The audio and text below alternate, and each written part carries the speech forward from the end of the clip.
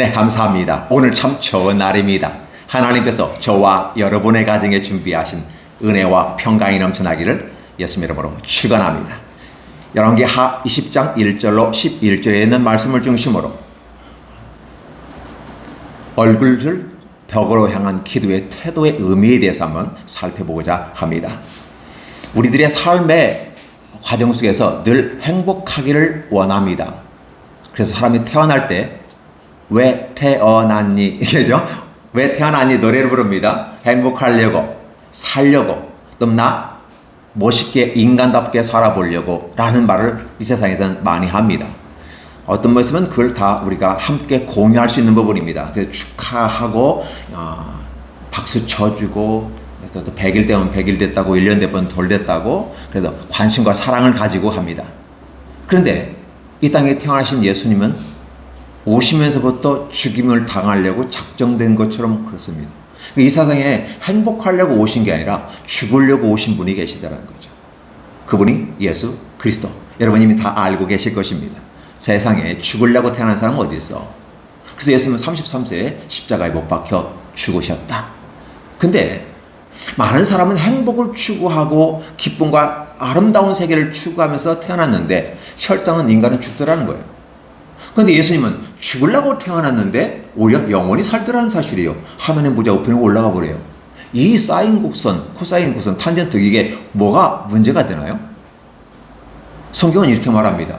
살고자 하고 네가 높고자 하고 나면 너는 낮아질 것이요. 네가 겸손하게 humble, 낮아지면 너를 하나님께서 높이시리라 라는 표현을 쓰게 돼요.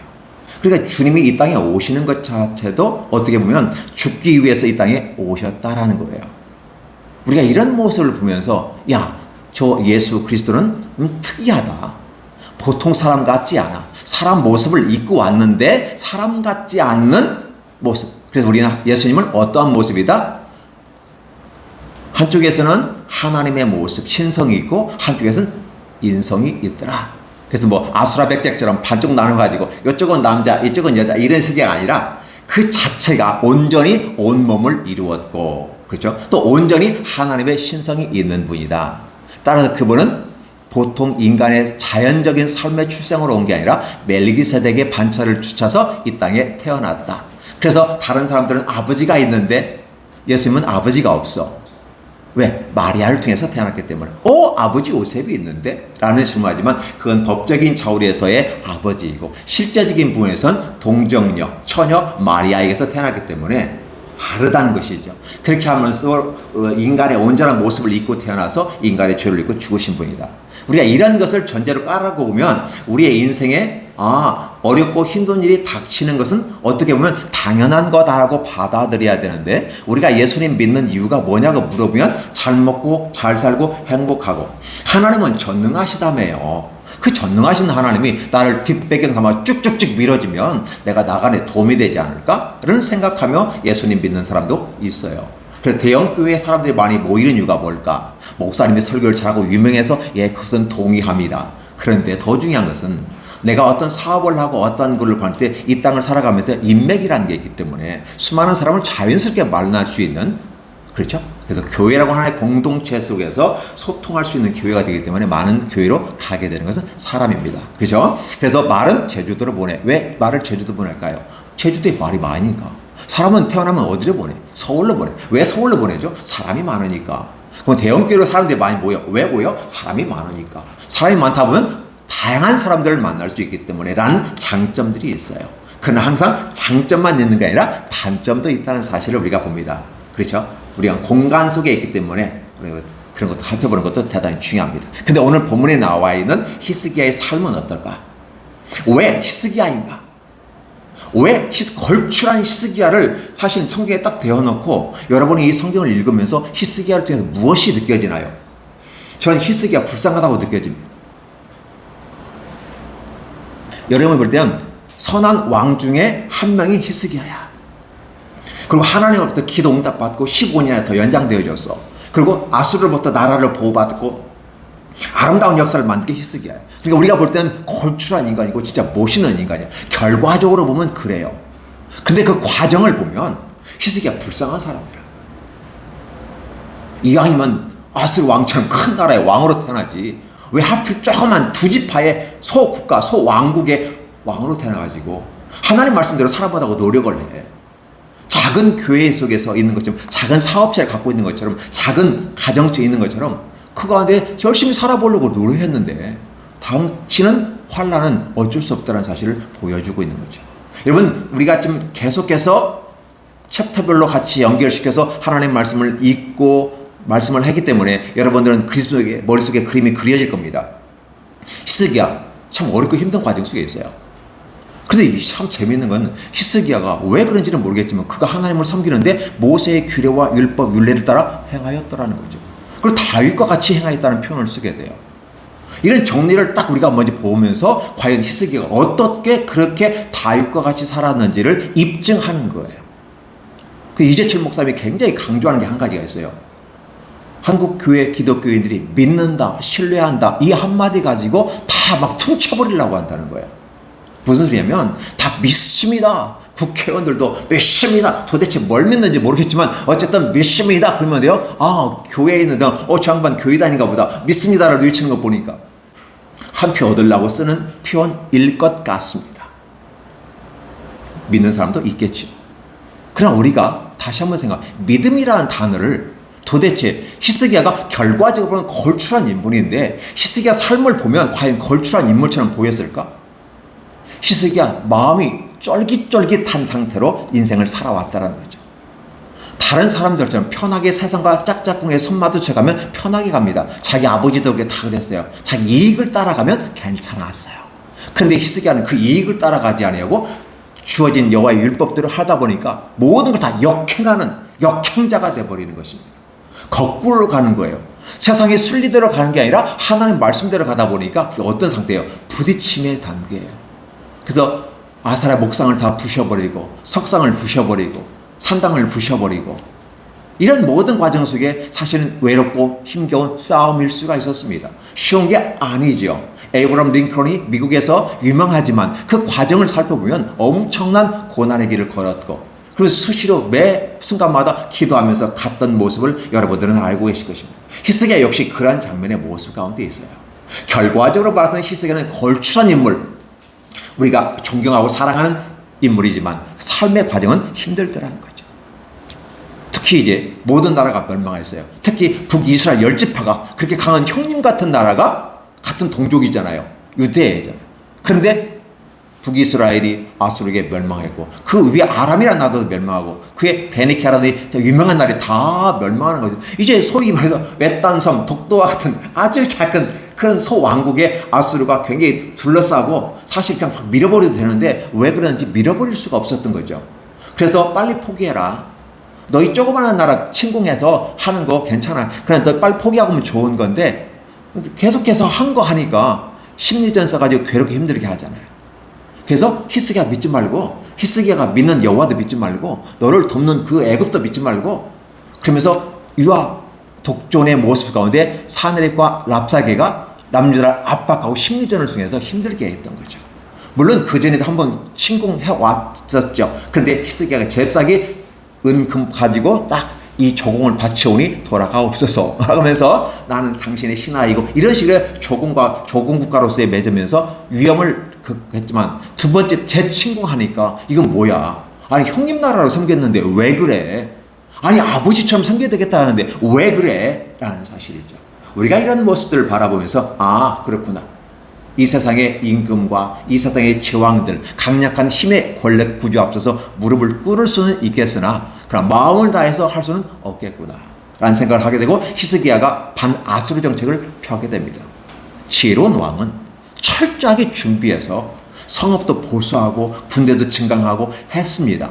그런데 워낙 아수르가 강력한 힘과 강력한 수로 밀어버리니까 꼼짝 말아요. 그래서 남유다에도 46개 성읍이 다 초토화돼 버렸어요. 나중에 보때 20만이 넘는 수가 포로로 끌려갔고 수많은 재산들 가축, 양, 낙태 뭐 하는 거잖아요. 다 끌려가 버렸어요. 그게 아수라 문헌에 기록되어 있어요. 고고학적인 발굴에 의해서 심각한 상태예요. 그런데 겨우 남아있는 건 예루살렘 남아있다는 거죠. 근데 여호와께서는 그 말씀을 하시는 거죠. 예루살렘 절대 쟤한테 넘겨주지 않을 거야. 그러니까 아수르와 사내립이 뭐야? 다 다 포기했어. 과학적이고 합리적이고 효율적인 걸 따져봐. 손들고 나오는 게 가장 좋은 거야. 라고 얘기하는 거예요. 그리고 너희가 오면 이 큰 나라의 주민이 될 수 있고 국민이 될 수 있어. 이게 얼마나 좋은 거야. 조그마한 나라에서 지지고 볶지하지 말고 지금 큰 나라가 살아봐. 아니 사람은 말이야 좀 큰 데가 살아야 하지 않겠어? 서울로 가고 대도시로 가야 하지 않겠어? 근데 거기서 뭐 외딴 사람처럼 너희들끼리 뭐 하나님 섬긴다고 하고 참 우스꽝스럽지 않니? 생각해봐. 그 하나님의 지역신 아니야? 라고 얘기하면서 할 때 히스기야가 뭐라고 했습니까? 여러분의 생각을 되돌립니다. 랍사게하고 사네립이 말한 그 말 옳습니다. 왜 옳을까요? 그 아수르로부터 구원받은 나라가 없고 아수르로부터 다 힘을 발휘해서 그 나라를 보호한 신이 없었다. 근데 왜 그런가? 히스기야가 정리하잖아요. 그들의 신은 사람이 돌과 나무로 깎아 만든 목상 석상이었습니다. 라고 말입니다. 그러니까 당연히 멸망하는 건 당연한 것입니다. 그런데 말입니다. 하나님은 다르잖아요. 유일한 신이잖아요. The one and only one이에요. 유일하신 하나님이에요. 그래서 독생자를 쓸 때도 그렇게 표현해요. 유일하신 한 분. 하나님을 표현할 때 독생자를 표현하잖아요. 유일하신 하나님인데 그분은 지역적인 신이 아니라 범우주적인 신이고 놀라운 전능하신 창조주인데 그 하나님이 작은 나라를 택해서 힘을 이 세상에 드러내려고 그 작은 민족을 택했다고 얘기하고 선민 삼았다고 하는데 강대국인 아수르가 이 조그마한 우리나라 독도만도 못한 처럼 느껴지는 그런 그렇죠 소국가를 밀어버릴 수도 있는데 다른 강력한 국가 다 내 발굽아래다 했는데 계속 항쟁하니까 어떻게 웃기는 거잖아요. 근데 히스기야는 뭐라고 합니까? 우리 하나님을 의지하라. 일사불란하게 움직이는 모습 가운데 승리하게 되는 거예요. 최종적인 부분 속에서 여호와께서 18만 5천 명을 하루아침에 송장을 만들어버리는 사건을 통해서 하나님이 예언한 대로 되어졌어요. 그래서 이 사내립이 되게 포로로 끌려갈 때 여러분 어떻게 끌려가는지 아시죠? 코에 갈고리에 꿰입니다. 그리고 입에 재갈을 물립니다. 아니면 귀에 구멍 뚫어가지고 쭉 줄로 가요. 이게 찢어지니까 어때요? 가다가 힘들고 아까 병들면 그 사람을 죽여버리는 거고. 그러니까 이 포로로 끌려간다는 게 굉장히 심각한데 성경에서는 퇴각했다란 말로 표현하지만 여호와께서는 그렇게 표현해요. 전능하신 하나님의 살아계심을 보여준다. 하루아침에 18만 5천 명을 죽이시고 낙담하고 좌절한 사내립이 퇴각하는 그 모습이 마치 폐전병처럼 끌려가는데 어떻게 끌려요? 영적인 눈으로 바라보면 마치 코에 꿰이고 입에 재갈을 물이고 묶여서 가는 것처럼 갔다라는 표현을 쓰고 있어요. 그리고 가서 그 나라에서 자기 신, 독수리 신 팍스 아메리카의 상징이 독수리 아닙니까? 강력한 제왕의 상징인데 그 독수리 신을 섬기다가 두 아들에게 죽임을 당한다는 사실이죠. 이 정도 되면 와 역시 히스기야야 라고 우리는 얘기합니다. 결과적으로는. 그러나 오늘 이 본문은 다르다는 거죠. 그 시점에요. 그때에 그 시점에 갑자기 하나님이 무슨 변덕이 생겼는지 이렇게 봅니다. 히스기야가 병들어 죽게 되며 그 병은 어떤 병인지 우리는 알 수는 없어요. 근데 병으로 죽게 될 병이 있고 죽지 않을 병이 있는데 죽지 않을 병은 치료하면 낫겠죠. 근데 죽을 병은 치료하고 수술해도 죽습니다. 무슨 소리예요? 생명이 누구한테 달려있다? 하나님에게 달려있다라는 것을 말씀해 주시는 거죠. 병들어 죽게 되매 근데 그 상황이에요. 근데 이제 아모스의 아들 선지자 이사야가 그에게 와서 여호와의 말씀이라고 전해주는 게 뭐예요? 너는 집을 정리하라. 무슨 소리예요? 너가 왕위를 너희 아들에게 넘겨주고 모든 절차 다 마무리하고 네가 살아있을 때 다 해. 그리고 넌 죽음을 맞이해. 결코 죽고 살아나지 못하리라 하셨나이다 라고 봐요. 아모스가 전하는 거죠. 여러분 이런 소리를 들었을 때 어떤 모습일까요? 대개 보면 암에 걸린 부분이 청청병력 같은 소리를 들었다. 내가 왜 암에 걸려야지? 많고 많은 사람 중에 왜 내가 하필 암이야? 왜 그 암이 나에게 왔어? 아직 나 젊고 아직 할 일도 많은데 왜? 내가 뭘 잘못했까니? 라고 얘기할 수도 있잖아요. 히스기야 입장에선 진실과 성실로 하나님 앞에 얘기했고 하나님의 좋은 평가를 받았잖아요. 그러면 하나님이 보상 차원에서라도 좀 주셔야지 왜 죽는다고 얘기하느냐는 거예요. 왜 죽느냐는 거예요. 왜 내가 죽어야 되는데? 저 살려고 왔고요. 이렇게 힘들게 개고생하고 파란만장한 삶을 살았어요. 야곱 같은 130년 인생을 살았는데 험하고 고난의 삶을 살았다고 애굽왕 바로 앞에서 고백을 하잖아요. 인생 자체가 그만큼 험난해. 그래서 지금 살만한데 왜 난 죽냐고, 왜 내가 죽어야 되냐고. 이런 질문들이 여러분에게 떨어지거나 아니면 요즘 말로 하면 의사가 당신은 3개월 시한부입니다 라고 판정을 내리면 여러분은 어떻게 반응을 보일 것인가. 되게 죽음 앞에서 우수라는 부분 속에 5가지 반응이죠. 부분 타워에 보여? 부정하게 되고, 그죠? 그냥 분노하고, 타협하고, 우울증에 걸리고, 나중에 수용하면서 죽음을 맛본다고 합니다. 죽음의 과정이 이 5가지 이렇게 정리가 된다고 그래요. 그러면 히스기야는 이 죽음 앞에서 어떤 태도를 보였냐가 가장 중요한 부분입니다. 왜 히스기야가 면벽 기도를 했느냐? 면벽 기도라는 개념이 사실 히스기야는 성전을 향해서 가서 기도하는 기본 스타일이 왕이니까 그렇죠? 그런데 과연 이 히스기야가 기도한 곳은 성전이 아닌 느낌도 들어요. 이사야가 와서 이 말씀 툭 하고 그냥 갔습니다. 어떤 분 그래요? 야, 나 때려봐. 탁 때립니다. 그렇죠? 아픈 것 보니까 꿈이 아니다. 지금 내가 죽는다는 이것이 현실이구나라는 걸 깨닫게 되죠. 근데 히스기야의 모습을 보시면 참 멋있습니다. 히스기야 낯을 벽으로 향하고 여호와께 기도하여 이르되. 이 부분이 누구가 연상이 되죠? 다윗이 연상이 됩니다. 다윗 같은 경우는 나단 선지자가 지적을 하잖아요.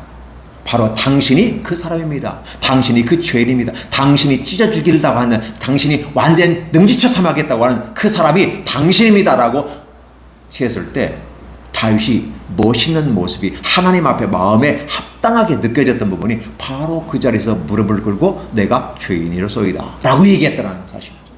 이 모습 가운데서 하나님은 살려주시는 것이죠. 놀랍게 축복하신다는 사실을 여러분 기억하셨으면 좋겠습니다.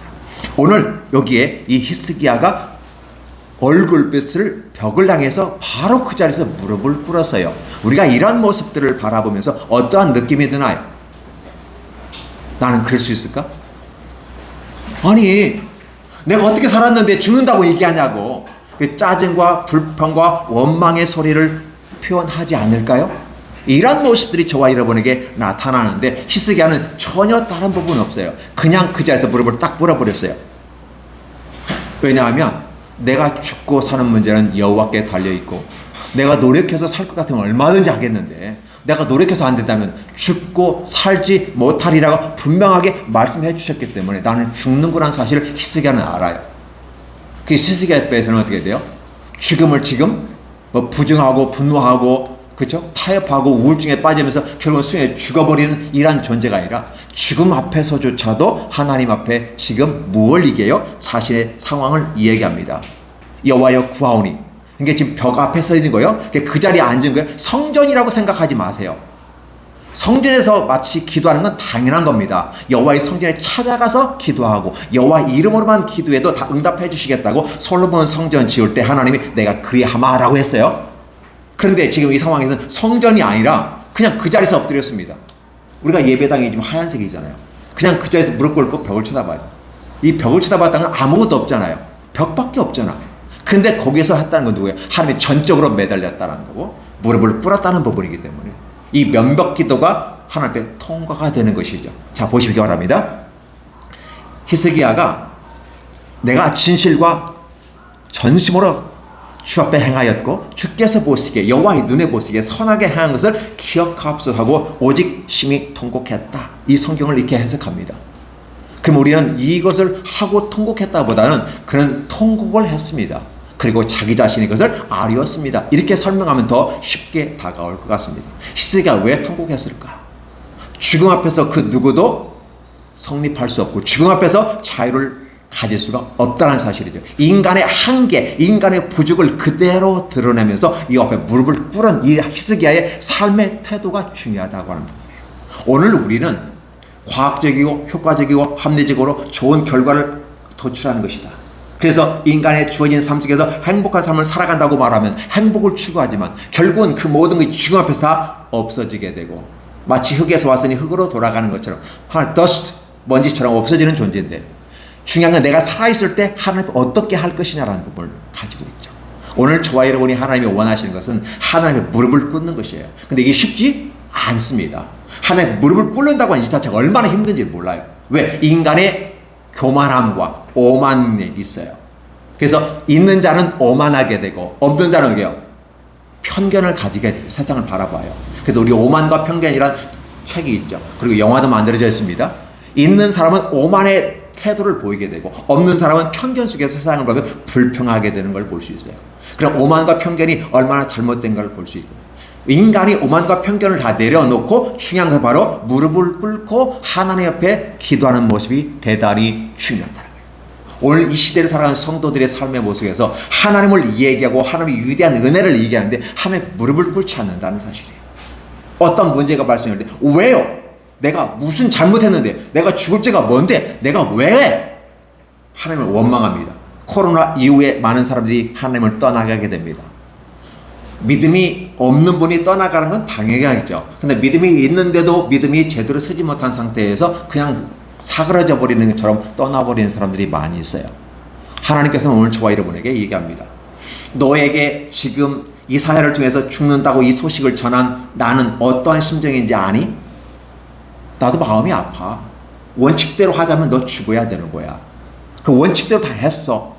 그런데 네가 하나님 앞에 바로 그 자리에서 무릎을 꿇고 너의 부족함과 인간의 연약함을 그대로 내려놓고 심히 통곡하면서, 여러분 심히 통곡하다는 말을 어떻게 보실까요? 예수께서 십자가에 못 박혀 죽으시기 위해서 감람산에서 기도하실 때, 그렇죠?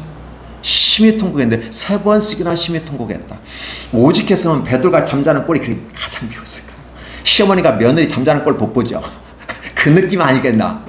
나는 죽겠다고 심히 통곡하고 있는데 제자들이라고 하는 작자들이 말이야 차마 퍼질러 자고 있고 화가 불딱지가 나는 거죠.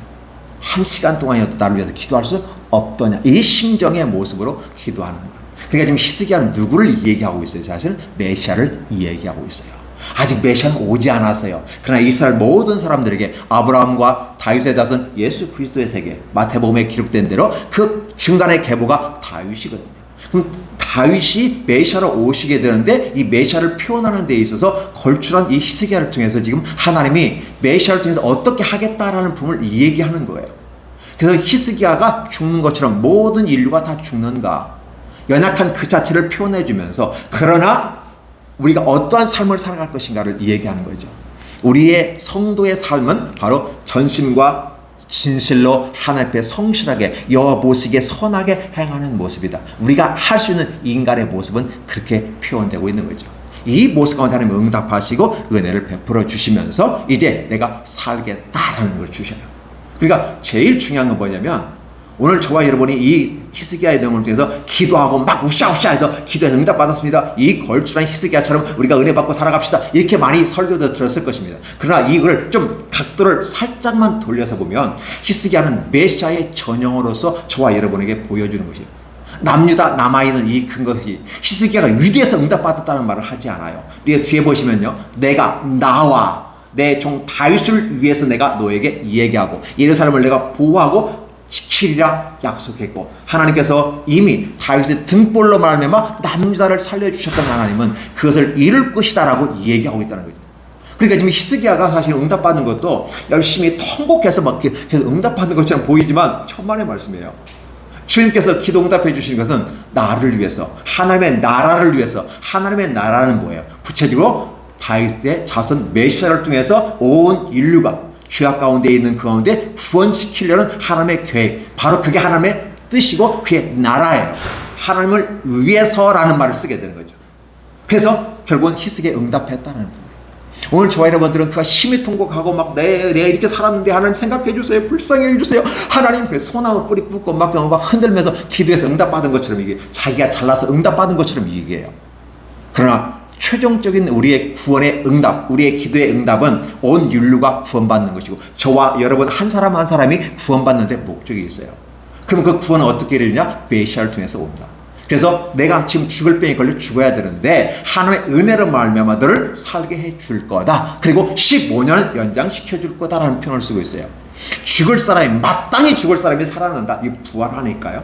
그 15년 연장됐다는 말은 뭘까요? 단지 15년밖에 아닌가? 에게 좀 주려면 통 크게 좀 쏘지. 30년 정도는 줘야 되지. 안 그래? 100세 시대인데 15년 너무 작지 않아요? 네, 그렇게 얘기할 수 있어요. 그러나 15년이라는 개념은 바로 영원한 생명을 얘기하는 겁니다.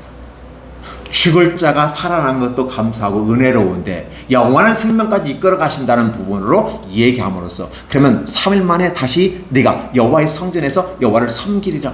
가장 큰 복이 뭘까요? 살아났다는 복보다는 더 큰 복은 여호와의 성전에 가서 예배를 드리는 것. 그러니까 여러분이 지금 와서 함께 예배 드리는 것은 놀라운 축복이라는 거예요.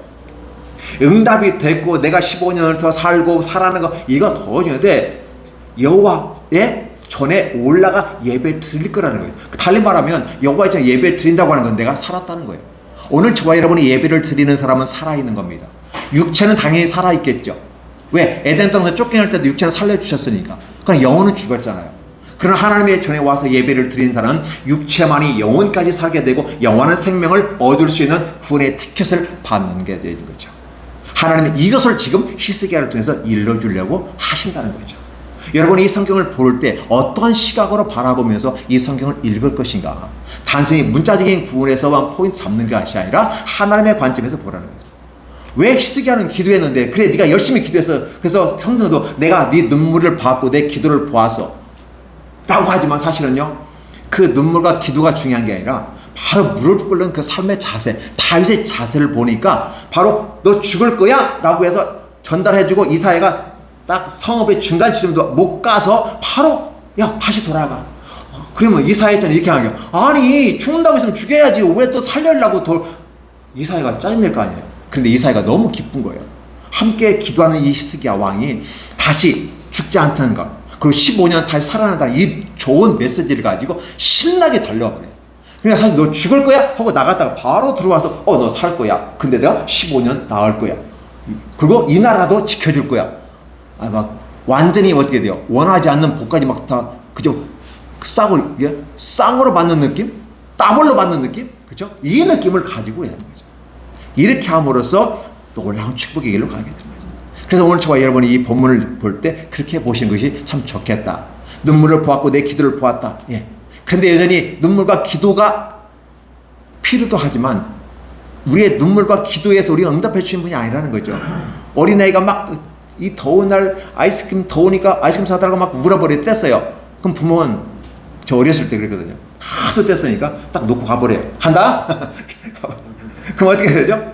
막 악을 쓰면서 쫓아오는 거죠. 놓고 가는데 아이스크림을 그냥 놓고 와버리잖아요. 이게 부모가 왜 그랬을까? 이걸 생각해보는 거죠. 히스기야 사실은 그때 보면 불쌍한 것처럼 느껴지잖아요. 열심히 했으면 막 상을 주고 잔치를 벌여주고 막 다시 융성하게 와 하나님을 섬기니까 이렇게 복이 넘치는 거야 라고 복을 주셔야 될 것 같은데 오히려 죽는다는 이 선언을 하고 딱 팔짱 끼고면서 이렇게 쳐다보는 거죠. 너 어떻게 할래? 어떤 반응을 보일래? 라는 거죠. 그대처럼 얘기하는 것은 다윗같이 히스기야가 행하였다. 그러니까 바로 응답이 되는데 바로 응답이 되고 15년까지 연장시켜 주셔요.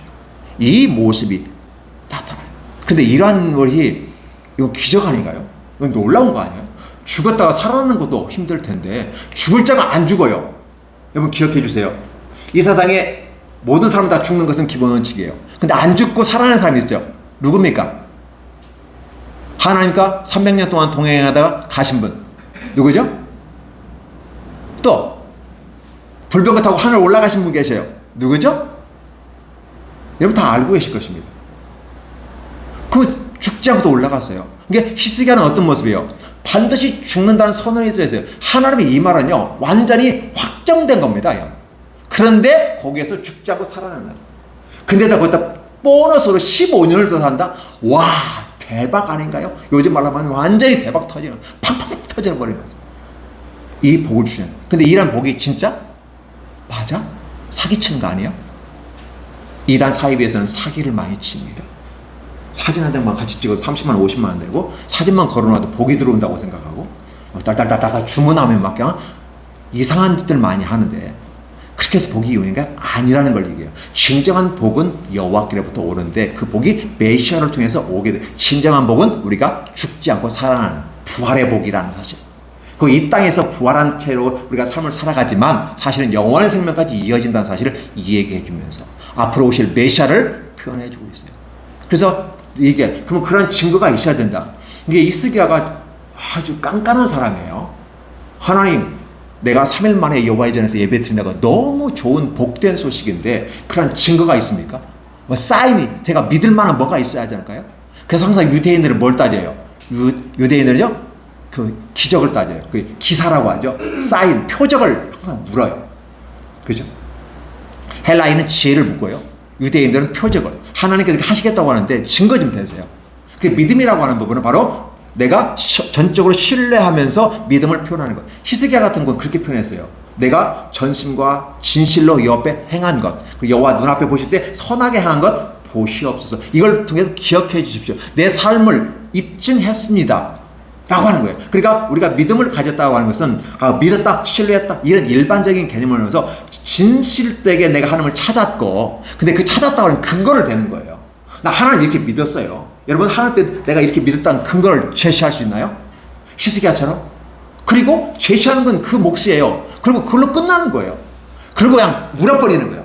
통곡해. 비터리, 그죠? 비터리. 아니 고통스럽게 통곡해버리는 거죠. 그랬더니 하나님의 궁율과 은총이 데리고 왔어요. 히스기야가 기도해서 응답받았다는 내용이 아닌 것을 여러분 느낄 수 있을 겁니다. 전적인 부분 속에 궁율을 기다리는 히스기야 모습 속에서 하나님이 더 씌워져서 은혜를 주신 거예요. 그래서 은혜는 찾아와서 우리에게 내려오는 이 놀라운 축복된 세계라는 것을 보여주면서, 자 마지막으로 갑니다. 기적의 사인이 있어야 될 거 아니에요. 자 보세요. 당시에 한 가지 질문해 보죠. 우리나라 해시계 누가 만들었어요? 우리나라 해시계 누가 만들었어요? 세종대왕 때 장영실이 만들었죠. 이 정보 맞는 거죠? 그런데 여기에 아하스 왕 때 계단이 쭉 높은데 거기다 나무 하나 쫙 세워놨습니다. 그게 그때 당시 해시계래요. 그러면 해가 지나가면서 그림자가 생기잖아요. 그게 1도, 2도, 3도 가면서 시간을 측정했다는 거예요. 그래서 성경에서, 영어 성경에서는 스텝이라는 말을 쓰고요. 10도, 10스텝이라는 표현하고 우리 성경에서 한글로는 10도라고 그래요. 그 묻는 겁니다. 하나님의 기적의 역사가 해시계가 이렇게 가는데 10도를 나가는 게 좋을까요? 뒤로 가는 게 좋을까요? 아, 이 사람아, 당연한 거지. 아, 시간만 지나면 가게 되는 거 뭐가 문제야? 당연히 가는 거 아니야? 아니, 기적을 보여주려면 불가능한 거 보여줘야지. 뒤로 가야지. 히스기야가 이 얘기한 거예요. 그러니까 이사야가 기도하면 하나님, 히스기야가 거꾸로 가기를 원합니다. 하나님 응답하실까요? 안 할까요? 나무로 만든 석상이나 아니 옥상이나 돌로 만든 석상이 응답할까요? 하나님께서 알았어, 오케이. 그리고 이사야가 기도한 그대로 해시계가 원래 이게 쭉 앞으로 가야 되는 게 전시예요. 우리 미래를 향해서 시간은 흘러가는 거예요. 근데 시간이 거꾸로 가요. 10도만큼. 어느 과학자들은 이걸 가지고 지구가 이렇게 약간 뒤틀어지는 사건, 그다음에 태양아 머물러라 이 사건, 태양이 머물는 사건이에요. 이게 태양이 가야 되는데 태양이 머물러 버렸어요. 이 사건을 통해서 지구가 약간 기울어졌다 이런 말을 하는데 과학적인 거라고 얘기하지만 정확히 저는 신뢰할 수는 없는데 어쨌든 지구가 좀 삐딱해진 사실은 있어요. 정상적인 부분 속에서 그 원인이라고 얘기들 해요. 그러나 저는 확신할 수는 없지만 어쨌든 그냥 이해가 되는 게 뭐냐면 10도를 거꾸로 가요. 여러분 과거로 돌아갈 수 있나요? 타임머신 타고 과거로 갈 수 있어요? 없잖아요. 근데 지금 어때요? 과거로 가겠다는 거예요. 일리 말하면 하나님은 시간을 초월하시는 분, 공간을 초월하시는 분, 전능한 하나님을 얘기하는 거죠. 그대로 되었다는 거예요. 달리 말하면 예수께서 하나님의 아들로서 이 땅에 오셔서 죽으시고 부활하신 이 사건들은 있을 수 없는 일인데 그래서 그러한 일들을 수없이 성경에 기록해 놓고 있다. 그것이 증언이고 그래서 성경이 이루어졌느냐 이루어지지 않느냐 성취의 과정을 통해서 하나님은 모든 인류를 구원하시는 약속을 주셨다. 사인을 주셨다. 라는 사실을 얘기해 주는 거죠. 이게 히스기야의 모습은 그 모습이에요. 그래서 히스기야가 벽을 향해서 기도했다. 그래서 응답받았다. 와, 기도만 잘해도 10년, 15년 보너스네? 와, 대박 아니야? 이런 식의 세상적인 가치와 기준을 가지고 성경을 보는 게 아니라 하나님의 관점에서 바라보면 죽은 자가 살아나는 것뿐만 아니라 영원한 생명까지 이어주고 저 천국을 다른 다른 가리라고 생각하지 못하는 저 천국을 썩지 아니할 먹고 영생의 축복의 길로 가게까지 연결시켜준다는 하나님의 계획을 그림자 형태로 보여주고 있더라는 거죠. 그럼 그러한 그림자 형태가 어디에서 이루어져? 신학에서. 그래서 아브라함과 다윗의 자손 예수 그리스도의 세계라라고 마태복음 시작하면서 족보를 얻으면서 메시아는 바로 하나님의 구원의 계획의 서정 가운데서 이루어졌던 놀라운 축복이다. 그러니까 메시아가 오기 전에 누가 있어야 돼? 다윗이 있어야 돼. 다윗이 하나님 앞에 그렇게 하나님이 원하는 메시아의 유형은 다윗이었다. 다윗이 타이플로지라고 하죠. 모형으로서 그대로 이루어졌다라는 걸 얘기해 주죠. 그러면 저와 여러분이 이걸 바라보면서 몇몇 기도의 태도에 속에서 우리가 느낄 수 있는 것보다 인간의 연약함을 그대로 하나님 앞에서는 무릎 꿇고 보여준 겸손함이 필요하다. 물론 사람들 앞에서도 겸손함도 필요하지만 사람들 앞에서는 때로는 상황에 따라서 약간 이렇게 올라갈 수도 있고 내려올 수도 있고 그래요. 사람들 앞에는 괜찮아요. 위치에 따라서 격에 맞게 하면 돼요. 그러나 하나님 앞에서만큼은 결코 올라가지 말라는 거죠.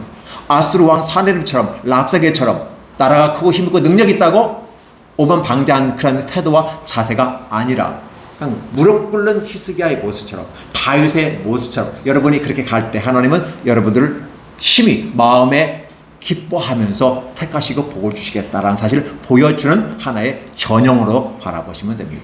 그 때문에 여러분들이 이제 이 본문을 통해서 우리가 느끼고 해야 될 건 뭘까?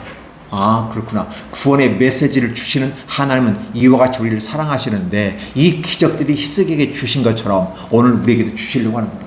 히스기야는 그 땅에서 15년 살았고 하지만 여전히 그는 구원의 길로 지금 준비해서 선배로서 저 하나님의 나라가 계시고 그러면 우리를 기다린다는 거죠. 내가 너희한테 구약했대 이런 식으로 표현하지 않니? 그럼 너희 이 말씀을 듣고 너희가 나처럼 15년을 더 사는 것처럼 영원한 세계에 들어가서 오는 건 얼마나 행복할까. 그러면서 하나님의 최종적인 것, 내가 꼭 기억할 건 모든 나라가 아수르에 다 싹 쓸려 없어졌지만 이 나라는 없어지지 않을 거야 라고 약속을 하면서 결국은 아수르는 보존됩니다. 그리고 이 나라가 어디에서 멸망했어요?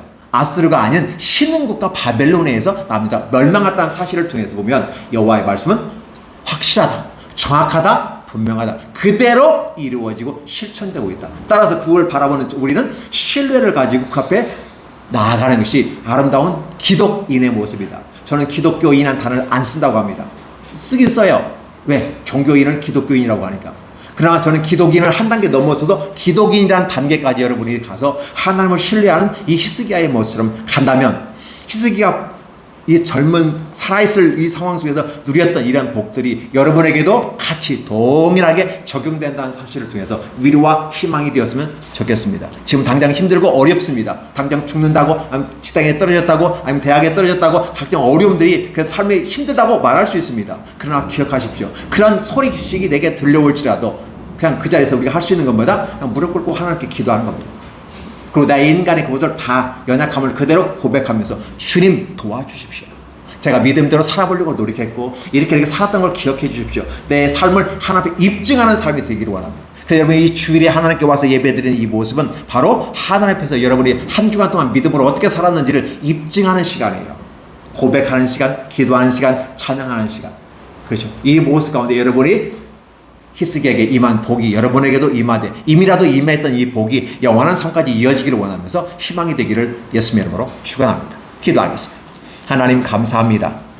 주께서 놀라운 축복과 은혜가 넘치는 말씀을 우리에게 주셨습니다. 단순하게 히스기야의 기도라는 부분 속에서 접근하지 아니하고 오직 하나님의 관점에서 말씀을 드리고 하나님의 구원 계획이 어떻게 우리에게 이루어져 가고 있는지 힘들고 어려운 상황을 뻔히 아시는 하나님께서 죽음이란 환경을 던져놓고 우리의 삶의 태도가 어떻게 행동으로 어떤 반응을 보이는지를 보시는 하나님, 우리가 기독인으로서 우리의 믿음을 신실하게 여호와를 쫓아가게 하시고 우리 하나님 앞에 쫓아간 이 모습을 그대로 입증할 수 있는 나의 삶을 하나님 앞에 입증할 수 있는 하나님의 멋있는 사람들이 되게 하여 주옵소서. 그래서 멋진 기독인들로서 하나님의 복과 은혜가 넘쳐나되 이 땅에서 히스기야가 받았던 복들을 누린 것처럼 이 땅에서 누릴 뿐만 아니라 영원한 세계까지 우리의 선물로 축복하시고 주시옵소서. 이미라도 주시고 우리는 받은 줄을 믿고 주님을 찬양합니다. 감사합니다. 예수님의 이름으로 기도하옵나이다. 아멘.